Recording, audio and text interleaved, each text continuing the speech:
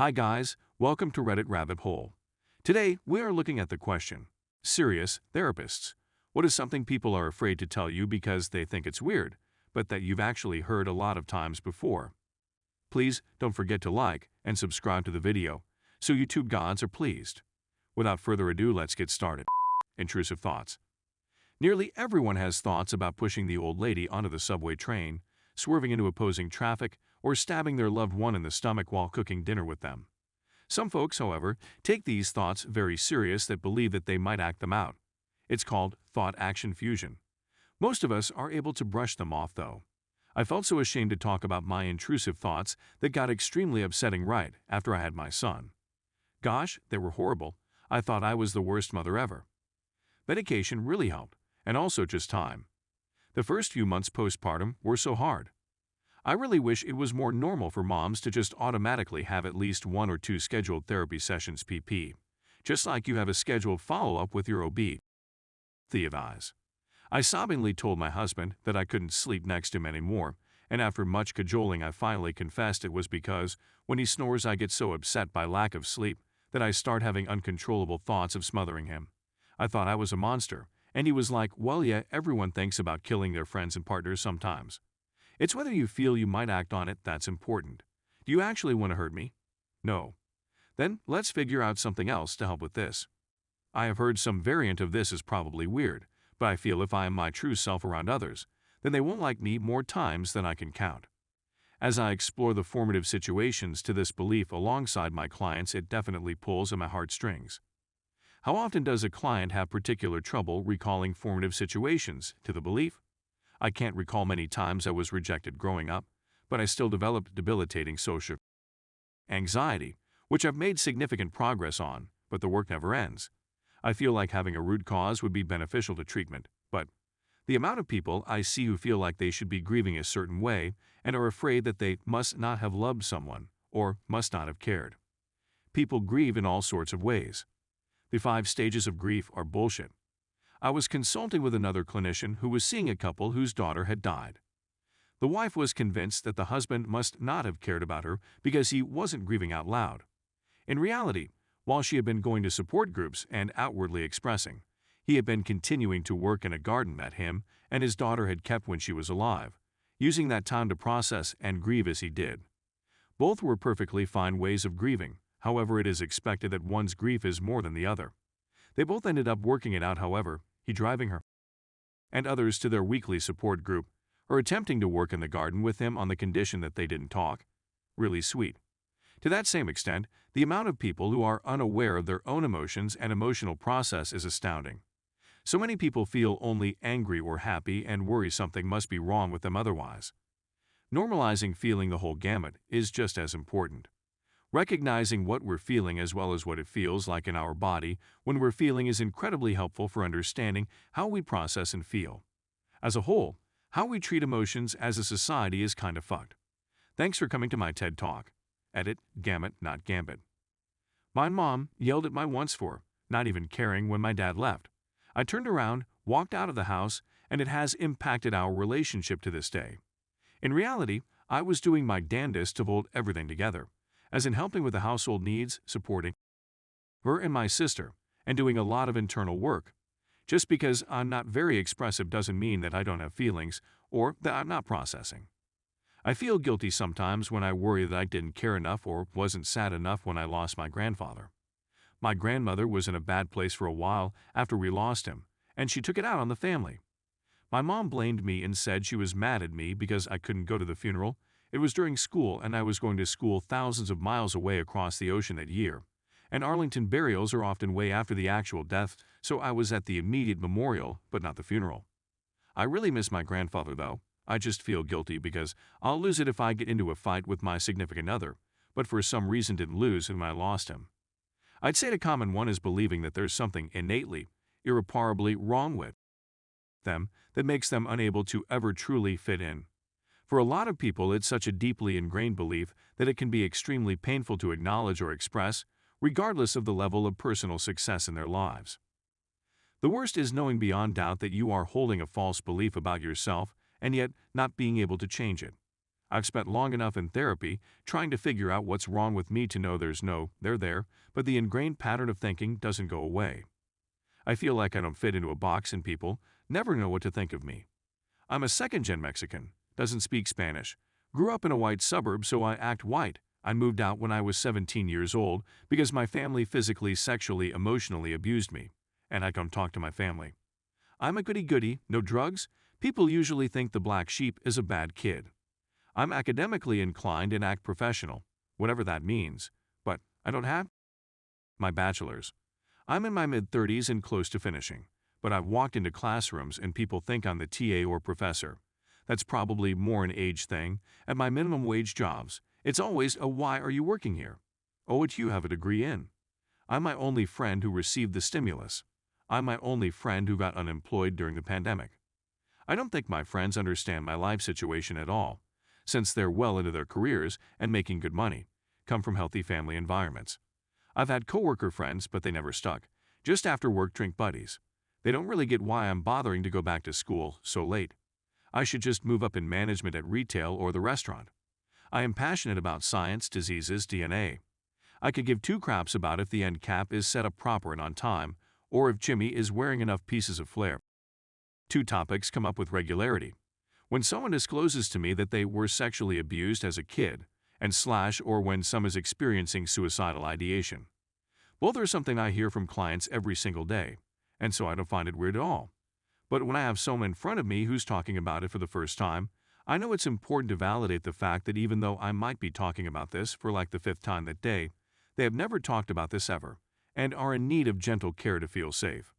Yes, that validation was life-changing for me. I talked about my early childhood sexual trauma to a few people and counselors to try to process, and was often told that what I went through wasn't that bad or someone else had it worse. It wasn't until a few years ago that our marriage counselor validated my feelings in front of my husband that I truly felt heard and was able to start healing. I'm not a doctor or therapist, though I may as well be. I'm a tattooist. You've no idea how often a client will blurt out that they have suicidal thoughts or had. My shop is small. It's just me there, and I like keeping it that way, to promote privacy and reliability. Anyway, yeah. These conversations happen daily. I never have the immediate reaction of "lol, you and the other four guys today, bro." But I react, I dunno, quietly. I let them talk, I listen. I'll listen and I'll work, and when I hear them emphasis on certain things, I may sheepishly ask them about that thing, if that's what they want to talk about. Though I do make it clear with people, you don't have to tell me anything if you don't want to. I'm just your tattooist, but I'll listen. In a manner of words. Sometimes I wonder and worry if I could end up fucking up and saying the wrong thing and making someone worse. After all, I'm not equipped for these things, not formally. I just have my own life experiences. I have the ability to sincerely listen, and we're sitting closely, so that's an element in privacy.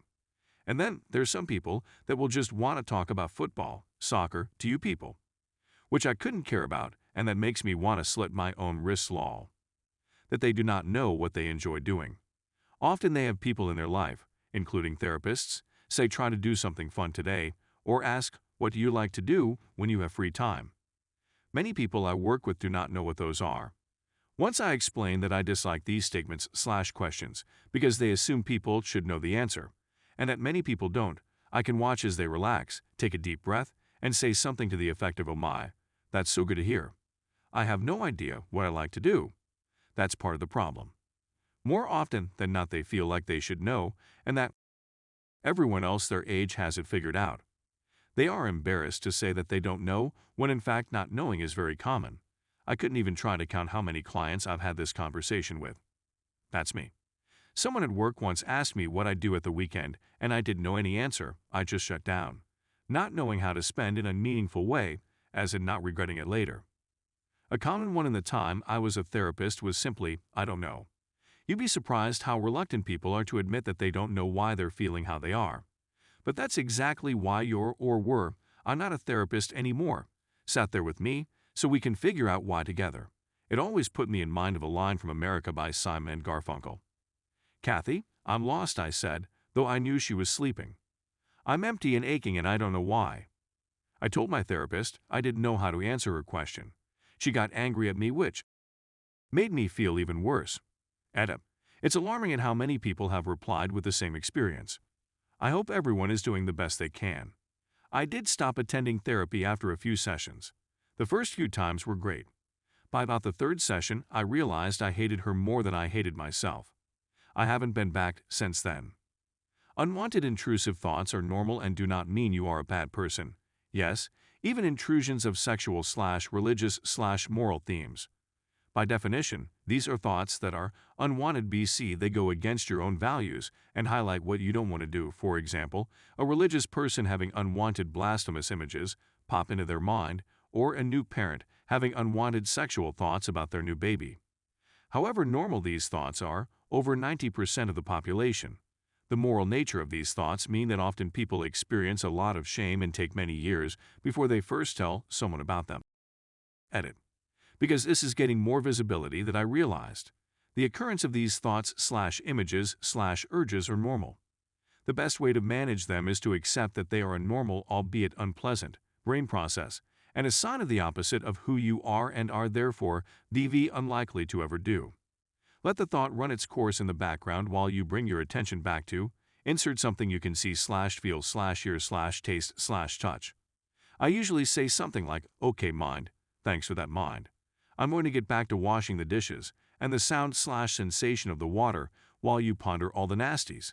Carry on. I literally say it to myself with a slightly amused tone. BC, I am always genuinely amused at all the wild stuff my brain can produce. With my last baby, I would suddenly think to myself, what if I just drop her on the floor? Was horrified for a bit before I realized it was normal. So every time I would think about something like that, I would complete the thought. What if I dropped the baby? Baby could die. I would go to jail. That would really suck. Let's not drop the baby. ETA, I didn't think this comment would be seen by many. It was a quickly written response. In order of importance, the first thing that would be horribly wrong with dropping my child is that she could die. That would be the worst. But then there is also the possibility of jail, which was why it was second. So for everyone thinking that my biggest concern is jail, it's not. Thank you so much for saying this. I struggled with this. Specifically, I had massive anxiety around gore and violence when I was 14, and seeing any whether it was real or fake or even implied, like an off-screen death in a movie, and my brain would come up with the most awful and horrendous and vile images of things, including people I knew. The whole spectrum of my problem is deeper than what I'll go into and more complicated than what I'll say. I genuinely thought I was going fucking crazy. Thought I was going to end up on horrible meds or locked up for thinking like this, even though I didn't want to think like this. I hated these thoughts. I couldn't look at normal everyday objects without somehow linking them to awful, murderous, or graphic scenes. I eventually got CBT therapy for this, as it was completely ruining my life, but one of the absolute biggest bits of relief I have ever had was being told that intrusive thoughts were extremely common and that I wasn't a lunatic in the making. It was extremely difficult to admit some of the more graphic and upsetting things I was thinking, but goddamn once I did, and it wasn't met with disgust, and I was told that lots of people get these thoughts. I was so happy. Again, reading your comment has reminded me of how common it really is and reaffirmed me that I wasn't and am still not that weird for it. Thank you. Another great example for this from my experience is that I'm a late 20s male teacher and spent a couple years substituting at the high school level until settling down in a middle school. In the beginning, it was absolutely horrifying to me that there were some students who were undeniably sexually attractive. I thought I was a monster and hadn't realized it until now. But my therapist just asked, well, if you had the chance to have sex with any of them, knowing it was consensual and you'd never get caught, would you do it? Then before I could answer, he said, don't even worry about answering that out loud. Just ask it to yourself.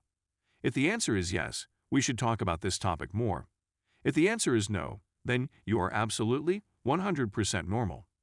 Basically, he explained to me that it was a textbook intrusive thought because I could become sexually aroused by their appearance, but at the same time absolutely disgusted when even imagining actually engaging. Psychologist here. Basically, anything having to do with sex. There's so much shame, sexual abuse, sexual fantasies and fetishes, erectile dysfunction, infidelity, becoming sexually assertive. I've been told that I have a good psychologist's face. I try not to have a strong reaction to normalize the discussion. With adolescents, they are extremely anxious to tell me if they've relapsed or aren't doing well. they cut one night, or they were suicidal. They're having a lot of negative self-talk or panic attacks. They'll come in pretending everything is okay. It's usually in the last 10-15 minutes that they'll say something. They'll reveal that they worried they'd let me down, that I'd be disappointed in them. It usually turns into a discussion about policing other people's feelings and tolerating emotions. I explain that I care about their well-being and it's my job to monitor my emotions and reactions, not their role. When I was a teenager, my therapist made me sign a contract that meant I had to stop cutting while seeing her, because if I relapsed, she would cancel our sessions together. Looking back, I feel like that was definitely not okay, because I still cut, but I had the added stress of guilt and panic that my only lifeline would be taken away if I was honest with her. Thanks for not being a shit therapist and giving kids the space to be not okay. How would you recommend bringing up sexual assault to a psychologist? I think I need to talk about it with someone, and every time she asks if there's anything more I'd like to talk about, it comes up on my mind. But it wasn't necessarily the worst experience ever, and it's not like I have post-traumatic stress, so I'm not sure what to say to her. I also don't want to worry her, but I know she's my psych. That they don't like their family members, are angry/want to stop communication with their parents, etc. I work in a country which is more culturally collectivist, so not wanting anything to do with your parents makes you an asshole in the current cultural sense. We deal with this almost on a daily basis. There is deep and profound shame in this, and when we find that line of, oh, it might be that your parents are toxic to your mental well-being/trigger your trauma, many of my clients actually get visibly angry with me. Cultural psychology is so important, cause when I first moved here I had my American/European hat on. Oh boy, did I need to adjust. Edit, I'm in Ukraine. Clients become quite fearful of admitting that they weren't successful since the last time they had a session. This could include not succeeding in using a coping skill that they're learning about or not being able to complete a homework assignment I gave them. Humans aren't robots, and therapy is a lot of work. That being said, I don't expect people to be perfect as they start to work on themselves in a positive way. It takes time to really commit to change, especially in relation to trauma or conflicted views that an individual holds. I feel as if the client doesn't want to let me down as their therapist, but these failure events are just as important to talk about as successful moments. I definitely felt like I was letting my therapist down because I was so bad at the homework. At one point I threw the relaxation/sleep CD across the room. I still use a variation of the progressive relaxation technique, sometimes when I have trouble sleeping, so apparently it did some good even though my uptake at the time looked bad. Women often feel really ashamed when they tell me they are burnt out on being a parent or that they never want to have kids. I wish all of them knew how common this thought is. Thank you everyone for watching. Please like and subscribe to make YouTube gods happy. See you guys in another video.